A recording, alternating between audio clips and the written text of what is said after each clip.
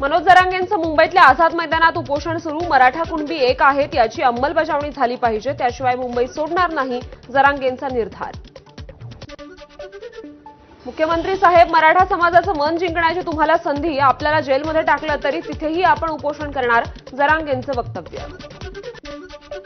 सरकारनं गोळ्या घातल्या तरी मागे हटणार नाही, जरांगेंचा एल्गार. तर डोक्यावर गुलाल पडल्याशिवाय मुंबई सोडायची नाही, जरांगेंचं आंदोलकांना आवाहन.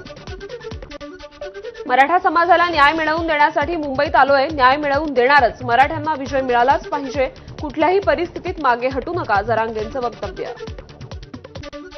कुणीही जाळपोळ दगडफेक करायची नाही, जरांगेंचं आंदोलकांना आवाहन. पोलिसांना सहकार्य करा, सांगतील तिथे गाड्या पार्क करण्याच्या जरांगेंच्या सूचना. घाई गोंधळ करू नका, मराठ्यांची मान खाली जाईल असं काही कृत्य करू नका, जरांगेंच्या आंदोलकांना सूचना. सरकारनं सहकार्य केलंय, आता आपणही सहकार्य करू, जरांगेंचं वक्तव्य. राज्य शासनाचं शिष्टमंडळ आज जरांगे पाटील यांची भेट घेण्याची शक्यता आहे. संध्याकाळी आझाद मैदानावर जाऊन चर्चेतून जरांगे यांच्या आंदोलनावर लवकरात लवकर तोडगा काढण्याचा सरकारचा प्रयत्न. मराठा आंदोलकांकडून ट्रकमध्ये जेवण. महाराष्ट्राच्या कानाकोपऱ्यातून आलेले मराठा बांधव आंदोलनासाठी संपूर्ण तयारीसह आझाद मैदानावर. जरांगेंच्या आंदोलनस्थळी शिवरायांच्या पुतळ्यासह बाप्पाची मूर्ती. जरांगेंच्या हस्ते बाप्पाची आरती. गणपती बाप्पाला घेऊनच मुंबईत प्रवेश करण्याचा जरांगेंनी निर्धार केला होता. भर पावसातही आझाद मैदानावर मराठा आंदोलकांचा जल्लोष कायम. पावसातही आंदोलक मोठ्या संख्येनं आझाद मैदानावर, तर एक मराठा लाख मराठा अशा घोषणा देत आंदोलकांचा जरांगेंना पाठिंबा. मुंबईच्या छत्रपती शिवाजी महाराज टर्मिनसवर मराठा आंदोलकांची गर्दी. मनोज जरांगेंच्या आंदोलनाला पाठिंबा देण्यासाठी मराठ्यांची गर्दी. अजूनही राज्यभरातून मराठा आंदोलकांचं मुंबईत येणं सुरूच आहे. जरांगेंचं उपोषण सुरू होताच बीडच्या 2 आमदारांची आंदोलन स्थळाला भेट. आमदार प्रकाश सोळंके, संदीप क्षीरसागर यांनी जरांगेंची भेट घेतली.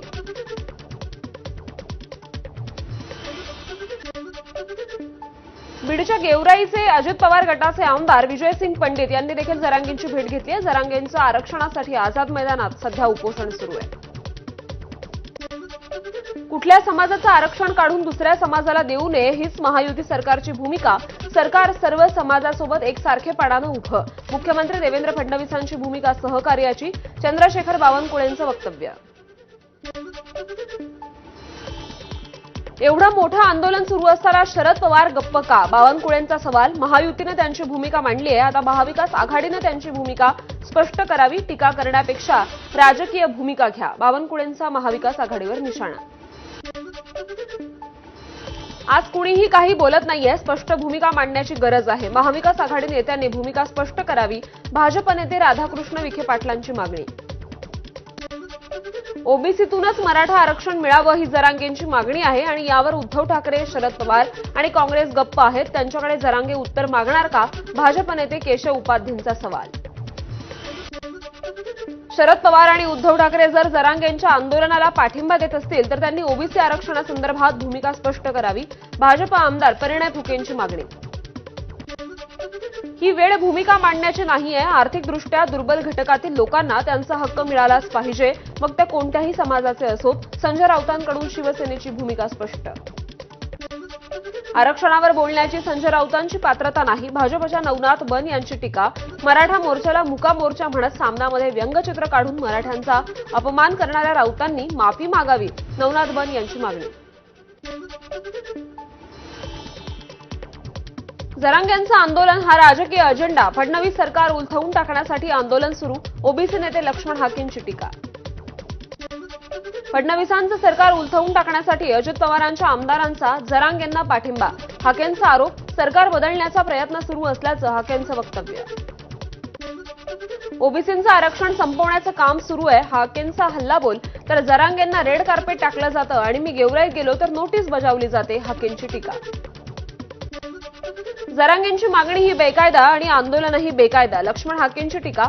50% ओबीसी एकत्र झाला तर तुमचं काय होईल? हाकेंचा सवाल. जरांगेंच्या मागणीसंदर्भात महाविकास आघाडीच्या नेत्यांनी भूमिका स्पष्ट करावी. राष्ट्रीय ओबीसी महासंघाची मागणी. तर सरकारनेही ओबीसींच्या आरक्षणाला धक्का लागू देणार नाही ही भूमिका पुन्हा अधोरेखित करावी, बबनराव तायवाडेंची मागणी. मराठ्यांपाठोपाठ ओबीसी संघटनाही आक्रमक. उद्यापासून नागपुरात ओबीसी संघटनांचं साखळी उपोषण.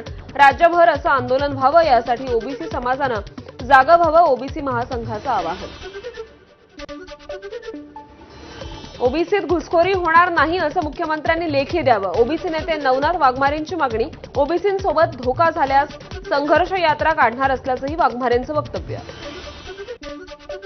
आंदोलकांना मूलभूत सुविधा पुरेशा दिलेल्या नाहीत. एक्सपोज करत रोहित पवारांची सरकारवर टीका. पिण्याचं पाणी, स्वच्छतागृहांची सुविधा सरकारनं दिलेली नाही, रोहित पवारांची पोस्ट. सोलापूर जिल्ह्यातील माळशिरसचे आमदार उत्तमराव जानकर आणि करमाळ्याचे आमदार नारायण आबा पाटील तसंच शेकापचे सांगोल्याचे आमदार बाबासाहेब देशमुख या 3 धनगर आमदारांचा जरांगेंना पाठिंबा. त्यामुळे लक्ष्मण हाकेंना हा मोठा धक्का मानला जातोय. बीडचे खासदार बजरंग सोनावणेंचा जरांगेंच्या आंदोलनाला पाठिंबा. तर बीड विधानसभेचे आमदार संदीप क्षीरसागर, गेवराईचे आमदार विजयसिंग पंडित आणि माजलगावचे आमदार प्रकाश सोळंकेंचाही जरांगेंना पाठिंबा. कोल्हापुरातील दसरा चौकात मराठा बांधवांची घोषणाबाजी. जरांगेंना पाठिंबा देण्यासाठी दसरा चौकात मराठा बांधव एकत्र.